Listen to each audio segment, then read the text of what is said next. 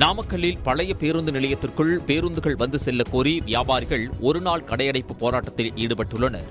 புதிய பேருந்து நிலையத்தில் இருந்து நாமக்கல் நகருக்குள் வரும் வெளியூர் பேருந்துகள் பழைய பேருந்து நிலையத்திற்குள் வராமல் பயணிகளை சாலையில் நின்று ஏற்றி இறக்குவதாக வியாபாரிகள் கூறுகின்றனர். பழைய பேருந்து நிலையத்திற்குள் பேருந்துகள் வர வலியுறுத்தி நாமக்கல்லில் தங்களது கடைகளை அடைத்து வியாபாரிகள் போராட்டத்தில் ஈடுபட்டுள்ளனர். பழைய பேருந்து நிலையத்திலிருந்து புதிய பேருந்து நிலையத்திற்கு இடையே இரவு பகல் இரு வேளைகளிலுமே அதிகப்படியான பேருந்துகளை இயக்க வேண்டும் என்ற கோரிக்கையை நாங்கள் வலியுறுத்தி இருக்கிறோம். இந்த கோரிக்கையெல்லாம் ஏற்கனவே நாங்கள் மாவட்ட நிர்வாகத்துக்கு வழங்கியிருக்கிறோம். அந்த கோரிக்கை நிறைவேறவில்லை காரணத்திற்காக இன்று நாமக்கல்லிலே பெட்டிக்கடை முதல் கொண்டு பெரிய நிறுவனங்கள் வரை கிட்டத்தட்ட 2-3 கடைகளுக்கு மேல் இந்த கடைகளை அடைத்து இந்த போராட்டத்தில் ஈடுபட்டுக் கொண்டிருக்கிறோம். சேலத்திலிருந்து வரும் பேருந்துகள் 7 கிலோமீட்டர் முன்னதாகவே முல்லைப்பட்டியில் உள்ள புதிய பேருந்து நிலையத்தில் பயணிகளை இறக்கி விடுவதால் சேலம் நாமக்கல் பேருந்து கட்டணத்தை குறைக்க வேண்டி கோரிக்கை வைத்துள்ளனர்.